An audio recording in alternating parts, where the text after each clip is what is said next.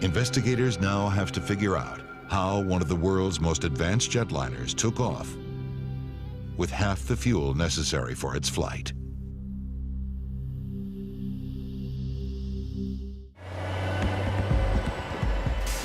The investigators know that with its fuel gauges out of service, Flight 143's fuel tanks were checked manually. Then the fuel for the trip to Edmonton was added to the tanks.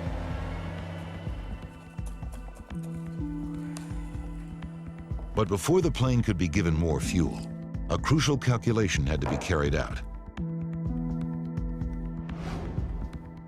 Pilots need to know the weight of the fuel on their plane. But fuel trucks pump jet fuel by volume.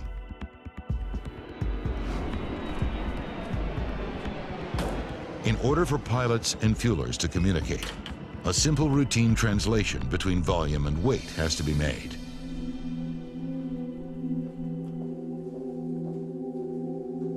Thank you.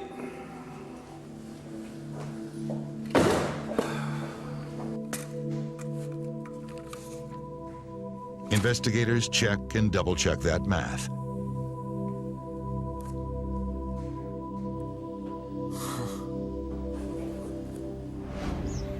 The fueling records from the day of the accident provide the answers they've been looking for.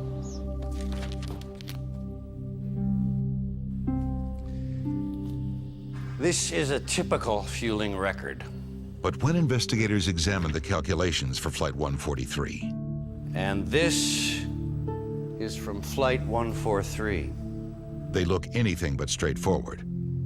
The document clearly shows the amount of fuel in the right and left tanks, but investigators are troubled by two particular numbers. One converts volume to kilograms, the other converts it to pounds. He shouldn't have been using both.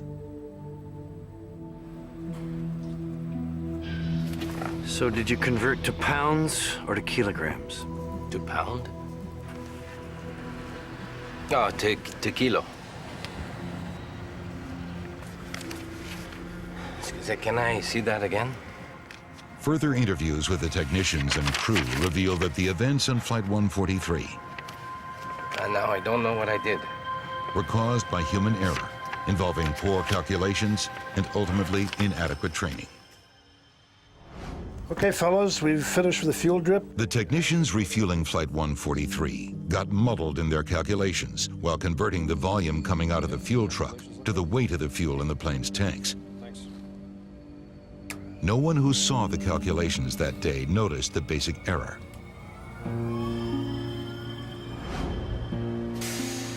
In 1983, Canadian ground crews were used to converting the amount of fuel leaving their trucks into pounds.